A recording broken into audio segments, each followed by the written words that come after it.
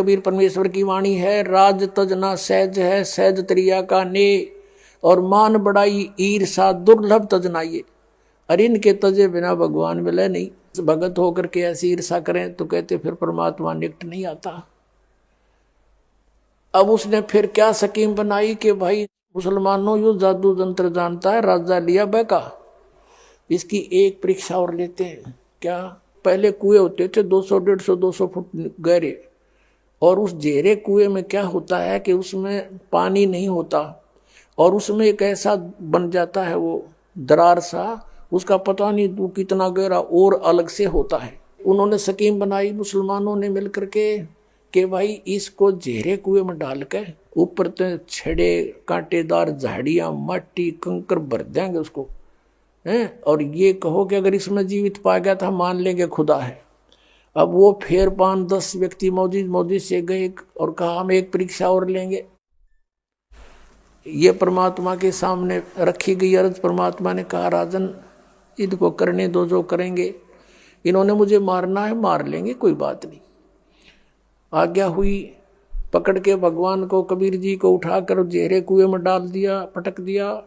ऊपर से मंड के सारे हजारों की संख्या में जो उसके चेले चपटे थे शेख तकी के, कोई झाड़ी ला कर गिरा है, कोई उसमें माटी कांकर गोबर अड़ंगा सब कुछ ठोक दिया ऊपर ताई, और हाथ पैर मुंह धो गए। शेख तकी गया सिकंदर लोधी के पास के कर दिया काम तेरे उस अल्लाह का, दबा दिया मिट्टी में।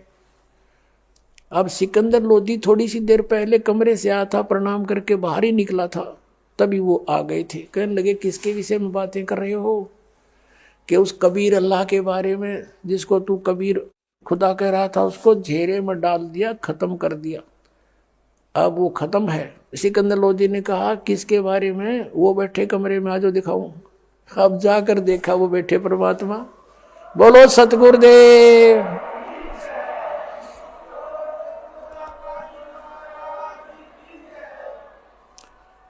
अब पुण्यात्मा शेख तकी नीच व्यक्ति था, इतना देखकर चरणों में शीश रख देना चाहिए था उस नालायक ने कि भगवान के साथ खस रहा है, लेकिन वो प्रभुता ना छूटे थी।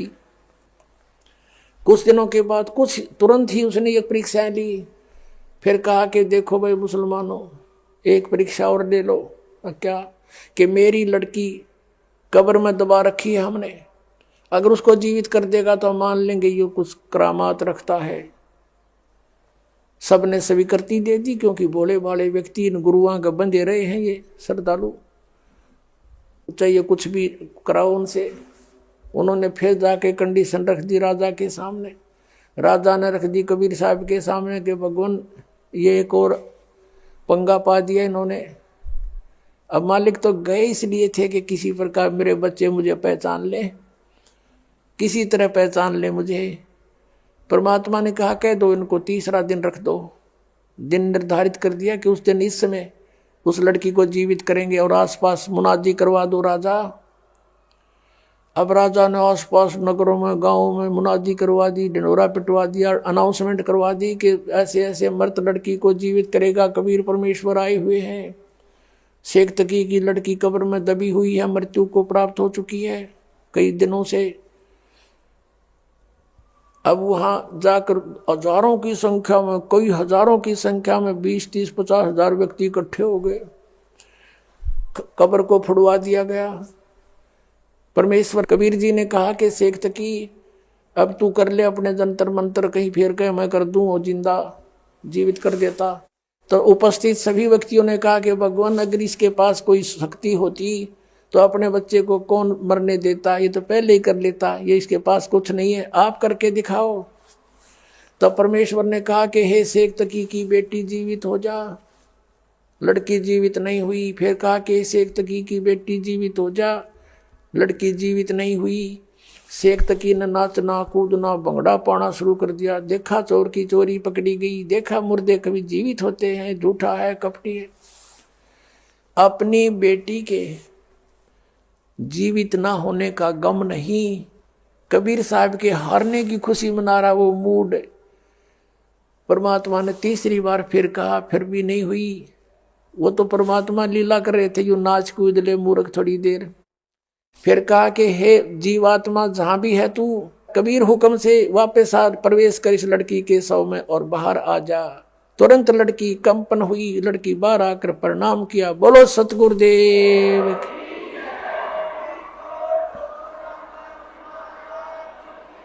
बंदी छोड़ कबीर परमेश्वर जी की जय हो। अब वो शेख तकी दुष्ट नहीं माना। परमात्मा ने कहा जा बेटी, जा तेरे पिता के संग में। तो लड़की को चेतना दे दी दाता ने अपने पिछले संस्कारों की, और कहा कि ए दुनिया वालों मेरी फरियाद सुनो। 1.5 घंटा प्रवचन, 2 घंटा प्रवचन की उस बेटी ने खड़े होकर के बहुत ऊंची आवाज में सब तक सुनाई दे रही है। कहा कि मैंने भी धोखा खाया था, ये खुद अल्लाह आए हुए हैं। 2 जन्म पहले ये मुझे मिले थे, मैं राबिया रूप में थी। उस समय मैंने इनकी 4 वर्ष भक्ति करी थी, फिर मैंने लोक लाज में छोड़ दी थी। उसके कारण मैं अगले जन्म में एक बांसुरी नाम की लड़की बनी वैश्या, और मैंने मक्के में अपना शीश भी चढ़ा दिया था और सब जगह मेरी वाह वाह हो रही थी। लेकिन अगला जन्म मेरा इस एक तकी के घर में लड़की का जन्म हुआ, और अब 12 वर्ष की आयु में मेरी मृत्यु होगी थी। धर्मराज ने कहा था कि इसका भाग्य जीवन नहीं है, इसको डाल दो 84 लाख योनियों। अब परमेश्वर ने जा करके मुझे छुड़वाया वहां से। कबीर ये खुद गए और कहा छोड़ो इस आत्मा को, और वापस मुझे प्रवेश करके शरीर में ये खुद लेकर आए हैं। ये अल्लाह है, खुद कबीर है, परमात्मा है, और पहचान लो इनको। कहते हैं कई हजार व्यक्ति हिंदू और मुसलमान कबीर परमेश्वर के शिष्य बने। बोलो सतगुरुदेव।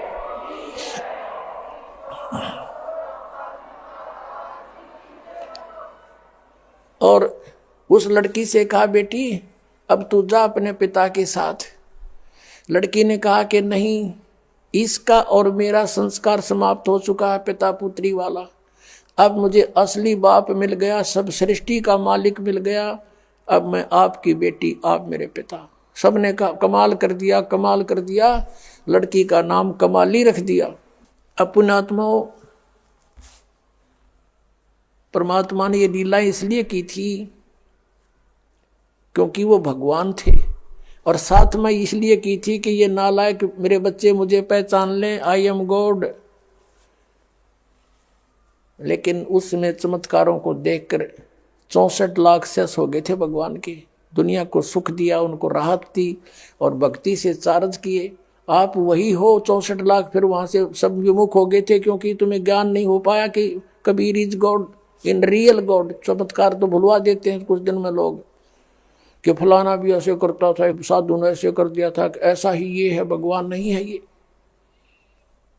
इस तरह हम फेल हो गए थे। तो परमात्मा ये लीला करके गए थे कि अब पता लगेगा आई एम गॉड, क्योंकि सब सदग्रंथ बतावेंगे, और परमात्मा जो लीला किया करता हुए वेद बतावेंगे, आंखों देखा संत बतावेंगे, मेरे बच्चे मुझे पहचान लेंगे।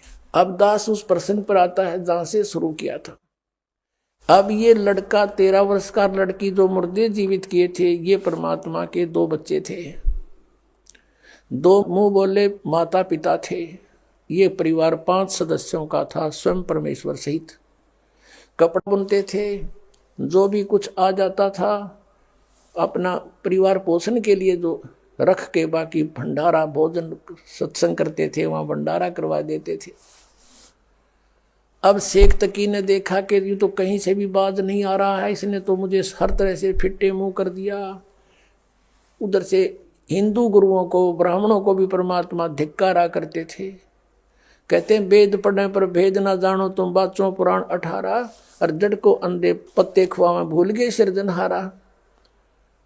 उनको भी कहा करते थे कि तुम गलत साधना करवा रहे हो, देवी देवताओं की पूजा पे इनको फंसा रहे हो, तुम पूर्ण परमात्मा से परिचित नहीं हो, इनका जीवन नाश करे। तो उधर से हिंदुओं के गुरु भी विरोधी, उधर से मुसलमानों के ये काजी मुल्ला भी विरोधी। इन सब ने मिलकर एक मीटिंग करी कि भाई वैसे तो यूँ काबू आता नहीं, कोई जंतर मंत्र जाना है, ऐसी स्थिति में कर दो इसको कि ये भाग जा काशी छोड़ गए। सब ने मिलकर एक चिट्ठी डाल दी सब जगह, साधु संत फकीरों के पास, क्योंकि ये साधु संत आपको पता किसे हैं, एक एक का 20-20 30 चेले, 100-100 चेले रखता था। और लिख दिया कि काशी में कबीर पुत्र नीरू जुलाहा और भंडारा करेगा, और जितने भी भोजन खाने आएंगे सबको असरफी देगा एक एक, और एक दोहर देगा। दोहर एक बहुत अच्छा कंबल समझो, उसमें दोहर को बहुत बड़े सेठ ही यूज किया करते थे, दोहर बोलते थे, कंबल टाइप होती थी। तो सब जगह चिट्ठी भेज दी। और ये लालची गुरु सब शिष्यों को साथ ले आए कि चलो, क्योंकि शेष रोटी खाओगे एक समय तो सबको एक एक असरफी मिलेगी, मोहर सोने की, और साथ में एक दोहर मिलेगी, और गुरु जी के पास जमा होंगी, हम उनको बेचकर फिर अपना गुजारा करेंगे। इस दृष्टिकोण से सभी अपने शिष्यों को सब ले लेकर आगे 18 लाख व्यक्ति काशी में प्रवेश हो गए। सुबह सुबह रविदास जी जो कबीर परमेश्वर जी के अधिक साथ रहते थे, आदरणीय रविदास साहिब जी जो उनके घनिष्ठ शिष्य भी थे और बहुत निकट से रहते थे, सुबह सुबह गए घूमने को, देखा, पूछा भाई इतनी जनता कैसे आई है। सभी ने बताया कि तुम काशी वालों कौन सी दुनिया में फिर रहे हो, सभी पूछ रहे हो कहाँ से आए हो, किसके आए हो। अरे तुम्हें नहीं मालूम कि एक काशी में कबीर नाम का दुल्हा है और उसने हमें आमंत्रित किया है, 3 दिन का भंडारा है यहाँ पर। रविदास जी ने सोचा भाई मेरे साथ तो कभी जिक्र हुआ नहीं, भगवान ने कोई जिक्र नहीं किया, ये क्या चक्कर है। रविदास जी ने पूछा कि भी क्या तुम्हारे पास कोई पत्थर चिट्ठी गई है। हाँ, सब ने दिखाई वह चिट्ठी कि देखो। रविदास जी गए थे फ्रेश होने, सुबह सुबह बाहर निकले थे, वापस आगे किसी फ्रेश हो थे कि न तो काम बिगाड़ दिया, झूठी चिट्ठी डाल रखी है। तो आके कहा कि भगवान आज तो काशी छूटेगी अपनी, ये नगर त्यागना पड़ेगा। कबीर परमेश्वर तो अंतर्यामी थे, फिर भी लीला करते थे। क्या हो गया भक्त, क्या हो गया महात्मा, क्या हो गया ऐसा। हे भगवान बाहर देखो, वहाँ 18 लाख व्यक्ति आए हुए हैं, साधु संत सबके पास चिट्ठी है कि कबीर भंडारा करेगा, 3 दिन भंडारा चलेगा और सबको असरफी देगा प्रत्येक डाइट पे। शाम ने खाओगे शाम ने अलग से, सुबह खाओगे सुबह अलग से, और एक एक दोहर देगा। इस कारण से लालच में दुनिया आ गई महाराज। कबीर साहब कहने लगे ऐसे कर रविदास, अंदर से कुंडी ला ले और बैठ जा, अंबार नहीं निकला आज, और भाई रात होने दे, रात के समय मैं निकल जाऊंगा, अपने बच्चों को लेकर बाहर चला जाऊंगा, अपने माता पिता को लेकर के। अब रविदास जी वो बैठ गए कबीर जी और कहा माला ले हाथ में, कराएंगे अर्धधनी से, सुनेगा अपनी भी, आपत्ति न टालेंगे वही। अब उधर से परमात्मा ने दूसरा रूप बनाया, वहां तो रविदास जी के पास कुटिया में बैठे, पहुंच गए सतलोक में, और पहले ही टेलीफोन कर दिया था कि तैयार करो, ये तो नकली लोक है, यहाँ पर तो इतने व्यक्तियों का आसपास के 20 शहरों से लिया तो भी पूरा ना पट्टे। सतलोक में गए परमात्मा अपने सचखंड में, और वहाँ फोन कर दिया था कि मारे हूँ तैयार करो। कहते हैं असंख्य बैलों के ऊपर सामान बना बनाया धर दिया, जलेबी लाडू कचौड़ी पकौड़ी दही बड़े और दोहर मोहर ठोक दी सब में। और वहीं से परमात्मा ने उन्हीं हंसों के बैल बनाए और उन्हीं से साथ में बंजारे बनाए। एक केशव नाम बंजारा रूप में बनकर अपना केशव नाम रखा परमेश्वर ने। और बंजारे होते थे पहले व्यापारी लोग, क्या करते थे बैलों के ऊपर, जैसे गधे को वे थैला डालते हैं बोरा, ऐसे थैला रख करके ट्रांसपोर्ट करा करते थे माल को, बेचने जाते थे किसी मंडी से लेकर दूसरी मंडी में। सड़कें थी नहीं, जंगलों से गुजरना होता था, सिंगल से बैल आगे पीछे एक दूसरे के लेकर और जाते। उनको बंजारा बिजनेसमैन कहा करते थे, बंजारा। तो ऐसे 9 लाख बैलों के ऊपर सामान भर लिया, और साथ में कुछ सतलोक से आत्मा आई थी, वो बंजारे यानी उनके सेवादार रूप में आ गए हंस। अब वो बैल जब चल रहे थे और वो बंजारे साथ में चल रहे थे, केसो भी चल रहा था, तो वो जमीन से 6 इंच ऊपर कदम रख रहे थे, जमीन पर नहीं रख रहे थे। लेकिन उस समय कौन देखा था उसने, सब ने जलेबी दिखे थी। अब परमात्मा ने टेंट लगवा दिए, केसो रूप में आकर के टेंट लगवा दिए, टेंटों में सारा सामान अनलोड करवा दिया, पाल की पाल पड़ी पूरियों की तो जलेबियों की, लाडुओं की, कचौड़ियों की, और ताजे कति जैसे अभी निकल कर आए हो। अब क्या होता है, एक चिट्ठी उन्होंने शेख तकी के कहने से सिकंदर लोधी को भी भेज दी थी कि कबीर जी भंडारा कर रहे हैं, आप मेरे शिष्य हो, आप अवश्य आइयो, हम भंडारा कर रहे हैं। शेख तकी से कहा सिकंदर लोधी ने कि ऐसे ऐसे कबीर जी कोई भंडारा कर रहे हैं, मुझे निमंत्रण मिला है। शेख तकी कहता मुझे भी मिला है, मैं भी चलूंगा। कहो चलो चलते आगे। अब शेख तकी ने सोचा था वो भाग गया होगा कबीर तो छोड़ के काशी को, और लोग उसको गाली दे रहे होंगे, झूठा था, कपटी था, चिट्ठी डाल दिया, पाया नहीं। अब शेख तकी और सिकंदर लोधी ने आकर देखा, वो देखा भंडारा शुरू हो रहा है, और खाम और जय जयकार करें, जय हो कबीर जी की, जय हो कबीर जी की। ऐसा भोजन कभी देखा ना सुना, और सब अपना गुणगान करें। शेख तकी तो कलेजा पकड़ कर बैठ गया एक तरफ, अकियो तो यहाँ भी रोक काट दिया इसने, यहाँ भी ढूंढा ठा रखा, भंडारा चल रहा है, ये लाया कहाँ से। सिकंदर लोधी ने पूछा भी ये कौन कर रहा है, कि कबीर जी हैं काशी के बड़े सेठ, खाने वाले सेठ है दिखे तो भी इतना कुछ करा दिया। किसी ने पूछा कि कबीर जी कहाँ, के हमने कबीर जी का पता नहीं, उनका एक नौकर है इसमें टेंट में, अपना दूसरा रूप बना के केशव बंजारे के रूप में बैठे। सिकंदर लोधी ने वहाँ का गए और प्रणाम हुआ और पूछा भगवान कहाँ पर हैं, आप क्या नाती हो, उसके नाते में क्या लगते हो। केशव रूप में विराजमान परमात्मा ने कहा कि वो मेरा पगड़ी बदलियार है, मेरा फ्रेंड है, मेरा मित्र है, और मेरे पास एक पत्र गया था उनका कि एक छोटा सा भंडारा करना है और कुछ सामान लेते आइएगा। तो मैं उनका मित्र हूँ, मैं बिजनेसमैन हूँ, बंजारा हूँ, और ये सामान मैं उनके आदेश से लेकर आया हूँ, और ये भंडारा इसलिए चल रहा है। अब शेख तकी तैयू का एक छोटे से भंडारे का सामान है, तो 18 लाख आदमी एट ए टाइम एक बार खा रहे हैं, और एक एक को 2 हर असरफी दी जा रही है सोने की एक, जैसे एक असरफी 10 ग्राम की 1 तोले की होती थी, आज 1 तोला लगभग मेरे ख्याल में 30,000 का हो रहा होगा। और एक वो दौर तक आज मेरे ख्याल में 10,000 में ना मिल रहा है, इस टाइप का कंबल था। और वो एक एक प्रत्येक भोजन पर डाइट पर दे रहे हैं। शेख तकी तो बैठ गया कोने में जाके एक तरफ, देखा नहीं गया उस पर। अब सिकंदर लोधी ने पूछा कि कहाँ है भगवान, मैं उनके दर्शन करना चाहता हूँ, वो क्यों नहीं आए यहाँ पर। केशव रूप में परमात्मा कहते हैं उनका दास जो बैठा है, उनको क्या आवश्यकता आने की, आ जाएंगे जब उनका दिल करेगा, वो तो शहंशाह है, मालिक है। अब सिकंदर लोधी पर रुका नहीं गया, घर का पता करके वहीं पहुंच गए कुटिया पे, और जाके दरवाजा खटखटाया। अब रविदास जी कहने लगे भगवान लगता है इन्होंने ढूंढ लिया पा, और ये आगे दरवाजा खटखटा दिया। कबीर जी बोले बोला मत, दरवाजा मत खोलना, चले जाएंगे गाली गुली देकर। तब आवाज आई सिकंदर लोधी की कि हे परवरदिगार दरवाजा खोलियो, आपका दास सिकंदर आया है दिल्ली से, आपके दर्शन करना चाहता है। तब परमात्मा ने अंदर से कहा कि राजन मैं बाहर नहीं निकलूंगा, इन्होंने हद पार कर दी है, मुझ गरीब के साथ भी बहुत जुल्म कर दिया है।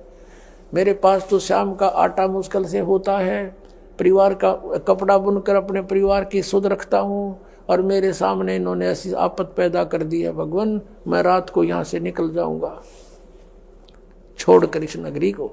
अब सिकंदर लोधी कहता है कि परवरदिगार दास ने पहचान लिया है आपको, आप किसी और को बहका सकते हो, एक बार दरवाजा खोलो प्रभु, आपके दर्शन तो कर लो। आप देखिए वहाँ चल के भंडारा आपने रंग ला रखे हैं, सभी आपकी जय जयकार कर रहे हैं, आपके दर्शनों के लिए उतावले हो रहे हैं कि कौन है वो परमेश्वर, कौन है वो महान आत्मा जिसने इतना अच्छा भोजन प्रबंध कर रखा है। तब परमेश्वर ने कहा रविदास खोल दे भाई। दरवाजा खोल दिया गया। सिकंदर लोधी ने मुकुट समेत दंडवत प्रणाम किया। और कहा, परवरदिगार मुझ दास के साथ एक बार चलो हाथी पर बैठकर दर्शन दो उन पुण्यात्माओं को जो आपकी इंतजार कर रहे हैं, खाना खा रहे हैं, जय जयकार आपकी हो रही है पूरे शहर के अंदर। तब कबीर परमात्मा बाहर निकले, रविदास जी से कहा कि अब चलेंगे भक्त। जो ही कबीर परमेश्वर जी बाहर आए कुटिया से, आसमान से फूलों की वर्षा होने लगी। बोलो कबीर परमेश्वर जी की जय हो। सिकंदर लोधी ने क्या किया, हाथी साथ लेकर गया था। वहां पर हाथी के जो कैबिन होती थी ऊपर, उसको अंबारी बोलते थे, उसके चारों गेट खोल दिए, ऊपर को रख दिए उसके खिड़की छत पर। कबीर जी को बैठा लिया साथ में। रविदास जी चौर कर रहे थे कबीर परमेश्वर पर। जब बाहर निकले, सिकंदर लोधी ने कहा कि भक्त हे महात्मा जी, आप तो रोज सेवा करते हो मालिक की, मुझे सेवा दे दो। चंवर ले लिया, परमात्मा को आगे बैठा लिया, रविदास जी भी साथ बैठा लिए और हाथी पर बैठकर सिकंदर लोधी उस मालिक पर चंवर करता हुआ उस भंडारे में प्रवेश कर जाते हैं। और कोई पूछता है कि कबीर कौन सा इनमें, कि जिस पे ये सिकंदर लोधी चंवर कर रहा है ये है वो कबीर जी। सारी जनता वाले नागरिक भी सब जानते ही थे। तो सब ने जय जयकार की, पूरे भंडारे में घूमकर फिर वहाँ से केशव रूप में परमात्मा जिस टेंट में बैठे थे वहाँ से एक सेवक भेजा कि प्रभु को कहो यहाँ आ जाए, दर्शन दे हमारे को। उसने जाकर करबद्ध होकर कहा कि भगवान आपको, आपका मित्र केशव टेंट में आपको याद कर रहा है। परमात्मा नीचे उतरे, सिकंदर लोधी भी, रविदास जी सब आकर के टेंट में। जो ही कबीर जी प्रवेश किया, अपने आप एक तख्त बिछ गया, उसके ऊपर सुंदर आसन, सामने देखते देखते ऐसे बिछन लग रहा, हीरे पन्नों से जड़े हुए वस्त्र आ गए और कबीर परमात्मा बैठ गए जच के उसके बीच में। अब टेंट को उठा दिया ऊपर, चारों तरफ से खुला कर दिया जिसमें मालिक बैठे थे। और 24 घंटे तक परमात्मा ने सत्संग किया, आपस में गोष्ठी की। उन कराया था परमात्मा के साथ जुल्म के यू भाग जाएगा। परमात्मा ने चाहा थे कि भाई इकट्ठे हो जा, मैं कुछ ज्ञान सुना दूं, ये मुझे पहचान ले मेरे बच्चे। तो वो वही हुआ जो मालिक ने चाहा था। केशव प्रसन्न करता है कि हे परमात्मा, आप इतने सुंदर देश को छोड़कर यहाँ क्यों आ गए इस गंदे लोक में? आप इनका हित चाहते हो, ये आपके पत्थर मार रहे हैं, आपकी बेइज्जती कर रहे हैं, आपको मारना चाहते। तब परमेश्वर ने कहा कि केशव तुम मेरे दुख को नहीं जानता, ये सभी मेरे बच्चे हैं। काल ने इनको दो बना दिया, हिंदू और मुसलमान, ताकि ये लड़ते मरते रहे। और जिसके बच्चे दुखी हो वो पिता सुखी नहीं हो सकता। मैं इसलिए आया हूं कि ये किसी तरह मुझे पहचान ले, ये मुझे जान लें और उस सुख को महसूस करें जहाँ से ये भंडारा आया है। वहाँ सदा भरे भरे भंडार रहते हैं, हरे भरे फूल रहते हैं। ये भंडार सदा वहाँ पर चलते हैं, बगैर काम किए वहाँ मिलते हैं। उसको छोड़कर यहाँ आगे इस काल के साथ में ये प्रसन्न करता है। केशव के रूप में उतर देते हैं कबीर परमात्मा खड़े होकर के। लाखों की संख्या में परमात्मा केशव हो गए वहां पर सुनकर मालिक की महिमा को। बोलो कबीर परमेश्वर जी की जय हो।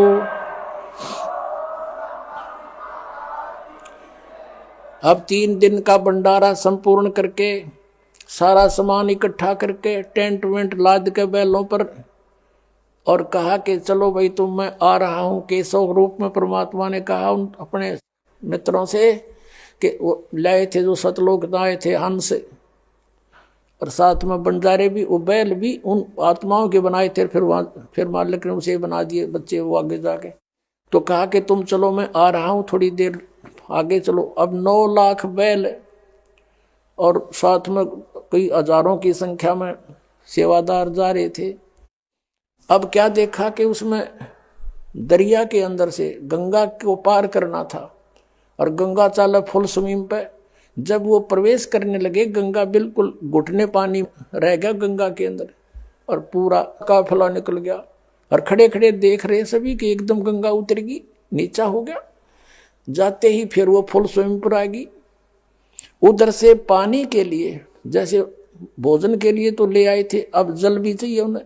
ऊपर से जैसे ट्यूबवेल चलता है आसमान से, ऐसे वो अपने आप पानी की धारा बह रही है और उसमें पात्र भर भर कर रख रहे हैं, ड्राम के ड्राम।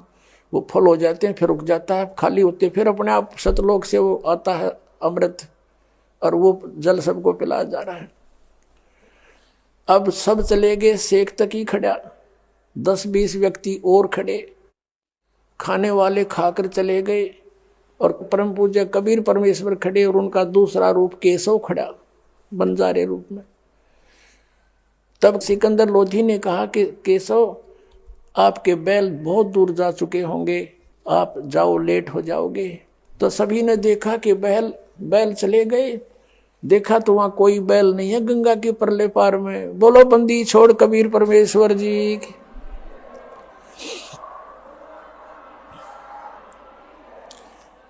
अब उधर से क्या किया कि जो केशव रूप में खड़े थे, दूसरे रूप में देखते ही देखते केशव वाला रूप कबीर परमेश्वर में समा गए, अकेले कबीर परमेश्वर रह गए। बोलो बंदी छोड़ कबीर परमेश्वर जी की जय हो।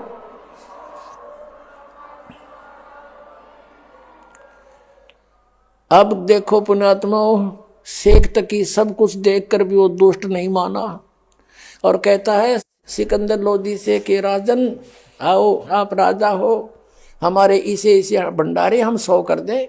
ये तो एक महोत्सव सा किया इसने। अपनात्मा परमात्मा ने कहा, कहते हैं कोई कहे भंडारा की ना, कोई कहे महोत्सव, और बड़े बड़ाई करा करें भाई, गाड़ी काटे उत्साह। अब जैसे भंडारा तो होता खुशी में, कोई लड़का हो जा है, कोई और खुशी हो जाए, जब खुले दिल तो करते हैं, पैसा लगाते हैं।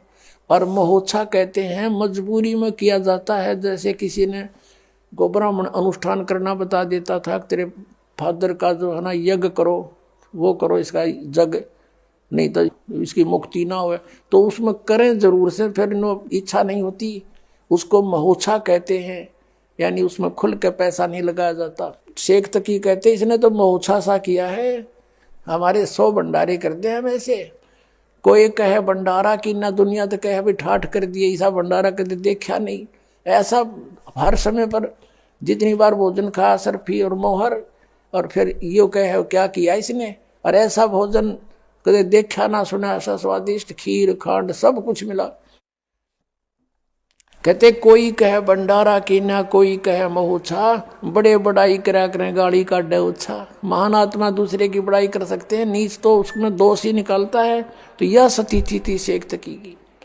उसके बाद शेख तकी गूंगा हो गया, बहरा हो गया, भगवत का मेरा पर मालिक नहीं माना।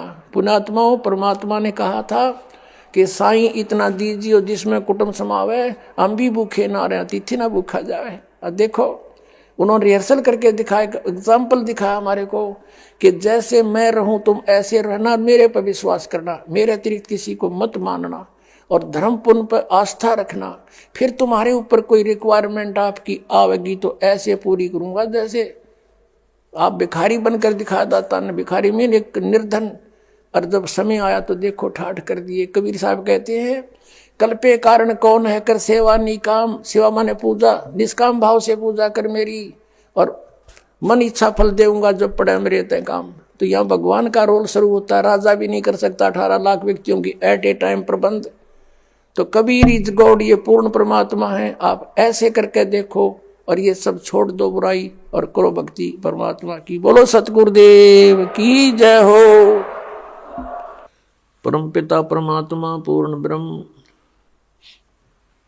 सर्व सृष्टि रचनहार कबीर परमेश्वर जी की असीम कृपा से आप जी सत्संग सुनने के लिए उपस्थित हुए। मानुष जन्म दुर्लभ है, मिले न बारंबार, तरवर से पत्ता टूट गिरे, बहोर नहीं लगता डार। बहुत ही मुश्किल से यानी सुदुर्लभ है ये मानुष जन्म, और मानुष जन्म प्राप्त करके संत का मिलना अति दुर्लभ है। मनुष्य जन्म ही बड़ी मुश्किल से प्राप्त होता है जीव को, उससे भी दुर्लभ है संत की प्राप्ति।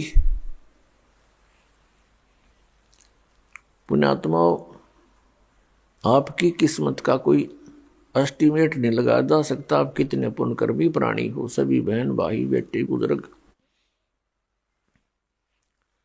क्योंकि आपको मानव शरीर मिला, ऐसे समय में मिला जिसमें इसकी अब आवश्यकता पूरी होएगी। मनुष्य जीवन तो पहले भी प्राप्त हुए, असंख्य जन्म हमने व्यर्थ कर दिए, ज्ञान हुआ नहीं। इस परिवार पोषण में, संपत्ति के जोड़न में, बैंक बैलेंस बनाने में इस अनमोल मनुष्य जीवन का नाश कर जाते थे। और इस मनुष्य जीवन का सदुपयोग न होने से हम फिर कितना कष्ट उठाते थे। 84 लाख योनियों के अंदर हम कष्ट उठाते थे, पशु बनते थे, पक्षी बनते थे, फिर प्रेत आत्मा का जीवन भी हम जीते थे। कुछ पुण्य बनते थे, उसको स्वर्ग में नष्ट कर आते थे। अब जो समय आपको उपलब्ध हुआ है, ये वो गोल्डन टाइम है, ये सुनहरी अवसर है आपका। ये वो पिछली पीढ़ी है जिसमें जीव का कल्याण संभव है, और उस समय में आपको मानव शरीर प्राप्त हुआ है। लखबर सूरा जूझ ही, लखबर सावत दे, और लखबर यति जहान में, तब सतगुरु शरणा ले। लाखों वर्ष आप जन्म जन्मांतर में कभी ना कभी बहुत पुण्य आत्मा रहे हो।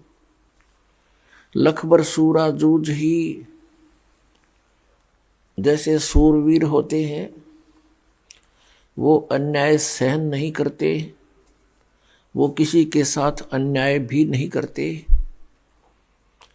और अन्याय के विरुद्ध संघर्ष करते हुए उनके प्राण भी चले जाएं, उनको कोई समस्या नहीं होती। वो इतनी अच्छी आत्मा होते हैं। और लखबर सावत दे, जैसे किसी व्यक्ति के हाथ घुटनों से नीचे तक लंबे हों, वो बहुत पुण्यकर्मी प्राणी होता है। उसके पिछले संस्कार बहुत अच्छे होते हैं, लेकिन उस सूरवीर को और उस लखवर सावत दे, उसको सावत शरीर बोलते हैं। कोई संत नहीं मिला इनको, तो उनका जीवन भी व्यर्थ हुआ। और लखबर यति जहान में, जैसे एक समय सुखदेव ऋषि के पास राजा जनक ने परीक्षार्थ एक औरत भेज दी, स्त्री भेज दी कि इसकी परीक्षा ले, ये कितना यति है। अब वो लड़की उसके पास पहुंची तो ऋषि जी बैठ गए चारपाई पर। लड़की उस चारपाई पर बैठ गई, वो और थोड़ा ऊपर को हो गए, लड़की को टच ना होने देने के कारण और ऊपर को हो गई। वो निकट आई, उठ के खड़ा हो गया और कहा, बेटी आप यहाँ से जाइए, और ये अच्छा कर्म नहीं तेरा। कहने का भाव ये है कि फिर राजा जनक को भी परमात्मा मिले थे, लेकिन उस समय वो ऐसे रंग में रंग चुके थे, कई हजारों की संख्या में औरतें थी उसकी, लेकिन परमात्मा को नहीं माना था। लेकिन सतगुरु के ज्ञान से उसको कुछ आभास अच्छा हो गया था। तो उसने क्या कहा कि राजा जनक ने कहा कि बहन बता कैसी प्रतिक्रिया की उस ऋषि ने, उसने बताया जी सचमुच ये तो महान आत्मा है और मुझे रस्त भी नहीं होने दिया और खड़े हो गए, सारी क्रिया बता दी। अब यहाँ बताते हैं परमात्मा यदि सत साधना ना, ये तो अच्छी बात है, आचरण ऐसा हो पुरुष का, बहन बेटी सभी का, लेकिन भक्ति नहीं है आपके पास तो यूजलेस। क्या बताते हैं, गोरख से ज्ञानी घने और सुखदेव यति जहान, सीता सी बहु भारिया संत दूरी अस्थान। जैसे परमात्मा कबीर परमेश्वर ये हमारे पिता हैं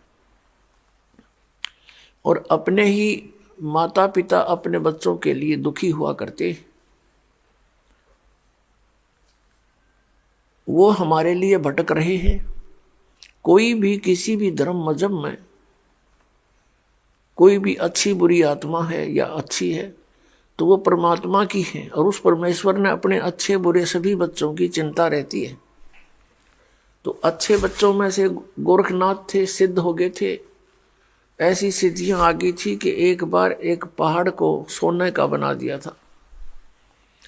तो उससे परमात्मा मिले, उसकी सारी सिद्धियों की स्थिति बताई, ज्ञान से समझाया उसको और गोरखनाथ को सतनाम दिया था परमात्मा ने 2 अक्षर का। अब हमारे अंदर एक और ढीठपना है, कृतज्ञता है, परमात्मा से प्राप्त ज्ञान से ज्ञानी बन गया और पूर्व जन्मों की उसके पास भक्ति संग्रह गणा था। काल ने तो बर्बाद करवाने से मतलब है, उस ज्ञान के आधार से, परमात्मा प्राप्त ज्ञान के आधार से उसने घने राजाओं को भी अपना शिष्य बना लिया और 1 नंबर का विद्वान प्रसिद्ध हो गया। परमात्मा कहते हैं हम इतने कृतघ्नी हैं कि सतनाम मिल गया तो न्यू सोच ली बस, क्योंकि आप से कुछ पिछले संस्कार से कुछ आगे चार्जिंग होगी, कुछ दिन ठीक साधना करने से, फिर गुरुद्रोही यानी गुरु से विमुख होने से भक्ति नहीं बनी और उस दौरान जो उसकी भक्ति बनी और पिछली वो बर्बाद कर दी चेले बना बना कर। तो परमात्मा कहते हैं गोरख से ज्ञानी गणे और सुखदेव जति जिहान, सीता सी बहु भारिया पर संत दूर स्थान। जैसे सीता जी थे, सीता जी वाइफ ऑफ रामचंद्र, अब वो राजा उसको रावण उठाकर ले गया था। रावण ने हर संभव कोशिश की उसके साथ दुर्व्यवहार करने की, दुराचार करने की, पर वो सफल नहीं होने दिया। ईश्वरीय शक्ति भी साथ रही और उस माई का विश्वास भी दृढ़ था और नीयत साफ थी। और फिर जब रावण को मारकर सीता जी को वापस लाने लगे तो श्री रामचंद्र जी ने इतनी भयंकर परीक्षा ली थी। कहा था कि यदि मैं तुझे अग्नि में बैठाऊंगा, यदि तू मर गई तो कलंकित है और नहीं जली अग्नि में तो निष्कलंक है। ऐसा ही किया गया, वो नहीं जली तो दृढ़ विश्वास हुआ श्री रामचंद्र जी को और अन्य सभी को कि निष्कलंक थी। बहुत नेक पत्नी थी। अब परमात्मा कहते हैं सत साधना ना करने से वो सीता भी फिर 83 लाख योनियों में जाएगी। और सीता जैसी बहनें बहुत हैं, अकेली सीता ही नहीं थी ऐसी। तो क्या बताते हैं, गोरख से ज्ञानी गणे और सुखदेव यति जहान। सुखदेव जैसे यति बहुत पुरुष हैं पृथ्वी पर, ऐसी बात नहीं है। और सीता सी बहु भारिया, सीता जैसी पत्नी बहुत है ऐसी, अपने धर्म कर्म पर रुकने वाली। पर संत दूर स्थान, संत के घर बहुत दूर है, संत का मिलना बहुत मुश्किल है और सत साधना मिलनी बहुत दूर की बातें हैं। तो आज आपके लिए वो संभव हो गया है। तो आप कितने पुण्यकर्मी प्राणी हैं। लख बर सूरा जूझ ही, लख बर सावत दे और लख बर यति जहान में तब सतगुरु शरणा ले। लाख बार संसार में यति रहा हो सुखदेव जैसा और महिमा का पात्र भी बन गया हो, और लख बर सावत दे, लाख बार तेरा ऐसा भी शरीर रहा हो घुटनों से नीचे तक हाथ हों तेरे, और उसकी सब जनता प्रशंसा करती है, बड़े महान है, पिछले जन्म के पुण्यकर्मी प्राणी है, उसकी प्रशंसा होती रहती है। और फिर कहते हैं लख बर यति जहान में तब सतगुरु शरणा ले। लख बर सूरा जूझ ही, बड़े सूरवीर भी आप रहे हो, तब जा करके आज आपको सतगुरु की शरण मिली है। इतनी पुण्यात्मा हो आप पिछले जन्मों की। और अब हम क्या कर रहे थे? अब अपने कर्मों को फोड़ रहे थे ईंटों और पत्थरों से, क्योंकि काल ने कैसी व्यवस्था करवा दी, कैसे सीने में चलवा दिए। पहले कभी थोड़ी बहुत कोई बकवाद होती थी तो लुकमा छुपमा हुआ करती थी, कि तो शहर शूरों में गाँव में ऐसी आग नहीं थी वो जो आज सरेआम ये फिल्में बनाई जाती हैं बेहुदी। इससे क्या सीखा हमने? कोरी बकवाद सीखी और समाज की गिरावट हो गई, विचारों में मलिनता भर गई। तो इस समय में जब हमारा विनाश निकट था, किस चीज का विनाश? हमारे हर तरह से चरित्र का विनाश, हमारे अंदर जो शुभ संस्कार थे उनका विनाश, और फिर अब यदि परमात्मा ना मिलते तो हमारे जीव का विनाश 84 लाख योनियों में जाना था। अब एकदम अब रिवर्स काम हो जाएगा। पहले तो हम ऐसे जा रहे थे, अब हम ऐसे चल पड़े, और अन्य जो प्राणी शरण में नहीं आते वो ऐसे ही जा रहे हैं। तो हमारा और उनका प्रतिदिन डबल डिफरेंस होता जा रहा है। तो पुण्यात्मा,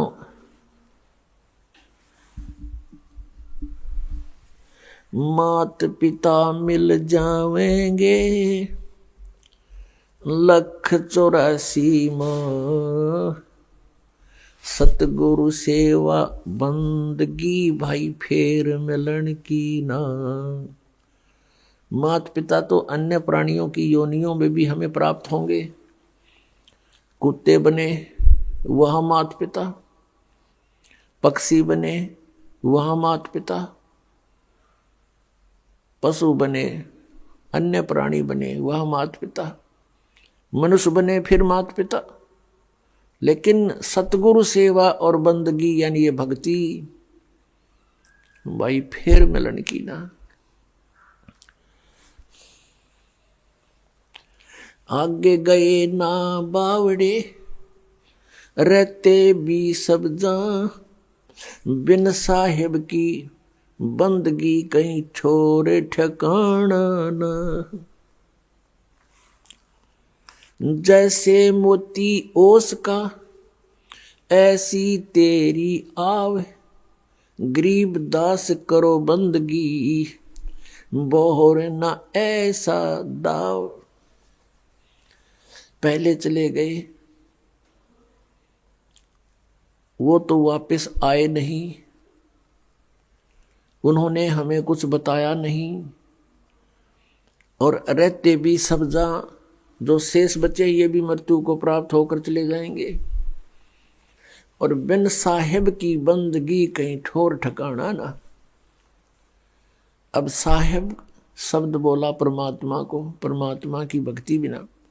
अब परमात्मा कौन है? बिन साहिब की बंदगी कहीं ठोर ठिकाना ना। अब यहां साहिब शब्द बोला है अकेला, यहां परम अक्षर ब्रह्म नहीं कहा, यहां सत साहिब नहीं कहा, सीधा साहिब कहा है। साहिब माने भगवान, राम, अल्लाह, खुदा, गॉड। बिन भगवान की भक्ति कहीं ठोर ठिकाना ना। अब भगवान कौन है, राम कौन है, किसकी तरफ संकेत है, ये निर्णय अति आवश्यक है। अब राम किसे कहते हैं, प्रभु किसे कहते हैं, अल्लाह गॉड किसे कहते हैं, खुदा रब किसे कहते हैं। अब ये एक शक्ति बोधक शब्द है। इसके समझने के लिए थोड़ा सा उदाहरण हमने संसारिक उदाहरण लेने पड़ेंगे।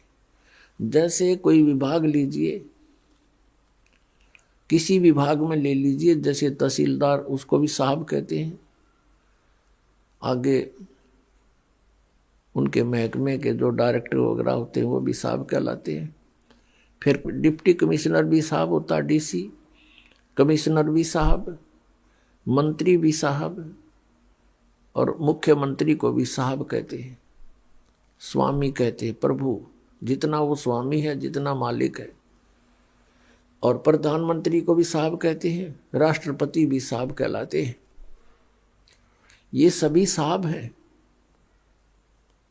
यानी स्वामी हैं। जितने क्षेत्र में इनकी जो रेंज है, ये उतने, जित सतह है उतने ही ये राम है, उतने ही साहब है। अब जैसे किसी कार्यालय में, जैसे डीसी के कार्यालय में कार्यरत जितने भी कर्मचारी अधिकारी होते हैं, वो अपने एक दूसरे को कोई कार्य प्रार्थना करते हैं कि वो कहते हैं साहब ने ऐसे बोला है, आप ऐसा कर लीजिए। तो उनके लिए अंडरस्टूड है डीसी साहब, वो बार बार डीसी साहब नहीं बोलते, वो सीधा कहते हैं साहब ने ऐसे बोला है, नथिंग एल्स। तो उनके लिए अंडरस्टूड है उनका कौन साहब है। तो इसी प्रकार यहाँ आदरणीय गरीबदास साहिब जी ने जो कहा है बिन साहेब की बंदगी, तो उनका साहब अंडरस्टूड है सतपुरुष, परम अक्षर पुरुष। तो यहाँ जो गरीबदास जी संकेत कर रहे हैं, तो हमारा जो साहब है हमारे लिए अंडरस्टूड है वो, कि कबीर गॉड, कबीर साहब। उसको सत्य पुरुष भी कहते हैं, उसे अकाल मूर्त भी कहते हैं, उसे शब्द स्वरूपी राम भी कहते हैं। और वो सर्वशक्तिमान, वेदों और गीता में उसे परम अक्षर पुरुष, परम अक्षर ब्रह्म कहा है, सनातन ब्रह्म कहा है, आदि परमात्मा। तो यहां बताया है कि बिन साहेब की बंदगी कहीं ठोर ठिकाना ना। फिर क्या बताते हैं, जैसे मोती ओस का ऐसी तेरी आब, गरीब दास करो बंदगी, बोहर न ऐसा दाव। सुबह आप देखते हो ओस गिरी होती है कहीं पत्तों पर या किसी वृक्ष के कांटों पर, और वो चमकती है सूर्य की रोशनी में जैसे मोती चमका करते हैं, और 1 घंटे के बाद उसका नामो निशान नहीं होता, वो समाप्त हो जाती है। तो परमात्मा कहते हैं तुम्हारी आयु इतनी है, ऐसी चमक दमक है ये नकली सी। जैसे मोती ओस का ऐसी तेरी आव, गरीब दास करो बंदगी, बोहर न ऐसा दाव। अब ये दाव है, ये आपका मौका लगा है, ये बार बार नहीं लगता। अब जैसे आप जी आज मनुष्य शरीर प्राप्त है आपको, और वैसे तो यहाँ सुख नहीं है, लेकिन हमने इस झूठे सुख को सुख मान रखे। परमात्मा कहते हैं झूठे सुख को सुख कहे ये मान रहा मनमोद, खुशी मना रहा है ये मूर्ख मन। 1 सेकंड में ना जाने के बिजली गिर जाए यहाँ पर, कहाँ गई वो खुशी जिसको अट्ठी और बंगले को तू अपनी मान का फूला नहीं समावे था। 1 सेकंड में मृत्यु, 6 महीने 1 साल के बाद फिर कुत्ता बनकर उस गली में वहीं सैर सपट्टा, टोक भी ना मिला उसको, अट्ठी में कोई झांखड़ भी ना दिया आपको। तो पुण्यात्मा ये बातें कैन सोंद की नहीं, ये कृपाड़न की हैं। इनके ऊपर गहनता से चिंतन करना पड़ेगा, और आपने फूंक फूंक के कदम रखना पड़ेगा इस भक्ति मार्ग में, और बहुत सावधानी बरतनी पड़ेगी, मर्यादा में रहना पड़ेगा। जैसे बच्चा खेलते समय फाउल होने का बहुत ध्यान रखता है, और वही सफल होते हैं। और खड़ा होते ही फौल हो जाए, वो कहेगा प्लेयर है, फिर वो तो मूर्ख आदमी है। तो पुण्यात्माओं, आपने इस परमात्मा के खेल में प्रवेश पाया है, अब सफल होके दिखाओ, शाबाशी मिले भगवान के दरबार में। ये छोटी छोटी लालच लोभ में हम अपना जीवन बर्बाद कर जाते हैं। किसी से तम्बाकू नहीं छूटता, किसी के शराब की बीमारी ला दी, कोई कुछ और खाता है, कोई और बकवादे करता है। तो इन पर विजय पाना है, इनको हमने पराजित करना है मालिक की आड़ लेकर। वैसे नहीं हो सकता, परमात्मा की शरण में रह करके हम इन पर विजय पा सकते हैं। निर्जीव के बस का नहीं है इनके ऊपर विजय पा लेना। आज हमें मनुष्य जीवन प्राप्त है, इसमें आप सुख भी महसूस कर रहे हो, और परमात्मा कहते हैं कल मृत्यु हो जाती है 1 सेकंड में। अब परसों बता रहे थे, यहीं पर एक पूरा परिवार गाड़ी में आ रहा था, अपनी कार गाड़ी में, और कोई तूड़े का भरा हुआ ट्रैक्टर जा रहा था या ट्रक था, उसके साथ दुर्घटना होगी। बराबर से उस गाड़ी की छत भी पाड़ लेगी, उसकी ट्रक की कोई बाहर निकली हुई थी एंगल से, और 5-6 बच्चों के, उनके माता पिता की गर्दन काट के अलग डाल गया 1 सेकंड के अंदर। बताओ उनकी क्या क्या आशाएं थी, क्या क्या उन्होंने सोच रखा था, वहां से करेंगे, ये करेंगे, और उसमें भी पता नहीं क्या बतला रहे होंगे 1 सेकंड में। और यहाँ हम आंख मीच कर बैठे गुग्गू बन के, और यही कोठी बंगले बनाने में अपना जीवन व्यर्थ करने लग रहे हैं, क्योंकि हमें ज्ञान नहीं था। सबसे बड़ा हानि हमारे को हो रहा था कि हमें ज्ञान नहीं था, और ये ज्ञान भगवान दे दिया, और फिर भी हम इस पर तो ना नहीं सफल होंगे, तो हमारे जैसा नालायक नहीं इस पृथ्वी पे। अब सोचने का विषय है, विचारणीय विषय है कि आप जिन कोठियों को, संपत्ति को, संतान को अपना मानते हो, ये आपका नहीं है। ये दूसरी बात है, क्योंकि हम जीव संज्ञा में हैं, ये हमारे बात समझ में आती नहीं। परमात्मा की इस रोशनी में कुछ दिनों के बाद आपको ये स्पष्ट दिखाई देने लग जाएगा कि ये अपने नहीं है। अपने नहीं है तो ये कौन है? ये नहीं कि इनसे नफरत हो, नहीं, ये परमात्मा के हैं, बच्चे हैं उस धनी के, हमारे मालिक के बच्चे हैं। और मालिक के बच्चों से हमारा कैसा ट्रीटमेंट होता है, कैसा हम उसको ट्रीट करते हैं, कैसा व्यवहार करते हैं, उस मालिक के डर से हम उनको बहुत प्यार देने की चेष्टा करते हैं कि कहीं वो मालिक दुखी ना हो जाओ, उसके बच्चों को हम तंग कर दें। जैसे आप किसी भी नाते से जुड़े हैं, पति पत्नी, जेठ जेठानी, सास ससुर, ननंद, किसी भी नाते से आप जुड़े हो, तो ये ध्यान रखें कि ये आपके नहीं है। और ये नाते हमने यहाँ अपने एक समाज में जीने के लिए बनाने पड़े हैं, नहीं इनके बिना तो गदर माच जा। तो फिर ये याद रखिए कि ये अपने नहीं हैं। ठीक है, हम यहाँ आए हैं, इस स्थान की यह व्यवस्था है, लेकिन ये अपने नहीं हैं, ये भगवान के बच्चे हैं, मालिक के बच्चे हैं। अब जैसे सास बहू न दुखी करे, वो पाप की भागन होती है, और फिर बहू सास ने दुखी करे, वो महा अपराधी होती है। क्योंकि सास की जो आशाएं होती हैं कि मेरी पुत्र वधू आएगी, मेरी सेवा करेगी, मैंने प्यार से बोला करेगी, तो वह हर प्रयत्न करती है अपने बच्चे के विवाह करने की, कि मेरा बच्चा ब्याह जा, बेटी आवेगी, और वो फिर उसके विपरीत कार्य होते हैं, उसकी आत्मा दुखती है। तो अब हम ये भी सोचना है कि ये अपने नहीं है। ये तो आप सोचो ना सोचो या फाइनल बात है, आप मानो या ना मानो, ये तो सही है कि ये आपके नहीं। हम मानने ना माने मृत्यु होगी, हमारे मानने से ना मानने से कोई फर्क नहीं पड़ेगा, वो है एज इट इज। तो इसी प्रकार ये बच्चे, ये संतान संपत्ति आपकी नहीं है। आपका ना यकीन होता है, आप नहीं, आपकी बुद्धि अभी तक वहां पहुंचती है, तो वो दूसरी बात है ऐसा ही। लेकिन ये नहीं कि इनसे बिना नाता तोड़ ले, विपरीत हो जाए, नहीं, इससे भी मालिक अक्षुब्ध होगा। ये उसके बच्चे हैं, इनके साथ बहुत अच्छा व्यवहार करना है। उस परम पिता के, उस मालिक अपने धनी के बच्चे मानकर। अब जैसे दास ने देखा कि एक कोई फैक्ट्री का मालिक था, उसकी एक पुत्री थी 8-9 वर्ष की होगी, उसके लिए एक नौकरानी रखी हुई थी उसने, और उनकी कोठी से स्कूल विद्यालय उस लड़की का घनी दूर नहीं था, 1000-2000 फुट था बस। मतलब यहां से सड़क हो, इसे थोड़ा दूर लगा लो। तो उसके लिए कोई ऐसा व्हीकल भी नहीं लगाया उसने, वो पैदल चली जाती थी। वो नौकरानी गर्मियों के दिनों में उस मालिक की बेटी पर छाता रखती थी छोटा सा, और स्वयं धूप में चलती थी। उसको सुबह तो इतनी गर्मी नहीं होती थी, आते समय से वो ऐसे छाता करके लाती थी उसके ऊपर।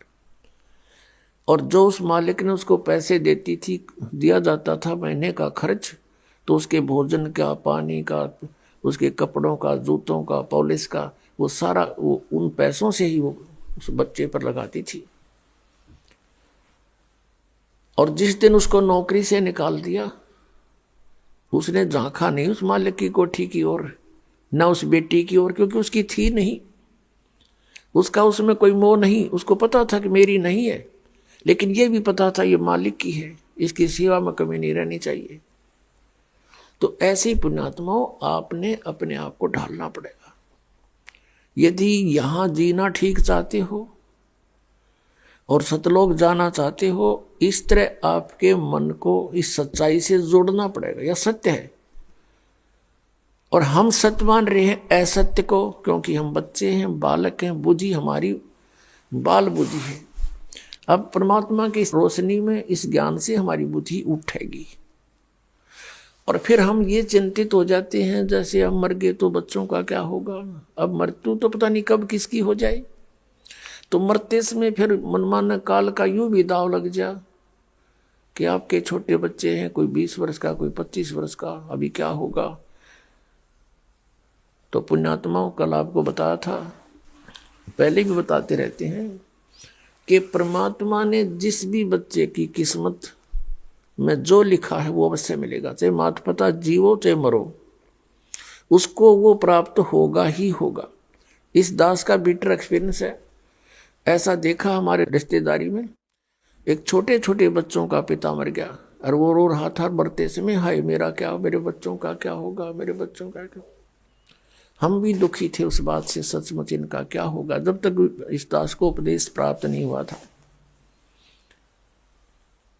अब वो तो होना था, हो गया, 6 महीने रो पीट के अपना सेट हुए, और यहाँ कोई विकल्प नहीं। अब ये दास देखता है भाई जीवित थे, और जो जिनका पिता मर गया था, आज वो बच्चे उनसे 21 हैं, हर्ष थी। तो इस दास को जब नाम उपदेश हुआ, ये घटना घट चुकी थी। इस तरह की बातें फिर दास को याद आई, और फिर परमात्मा के चरणों में समर्पित हुए।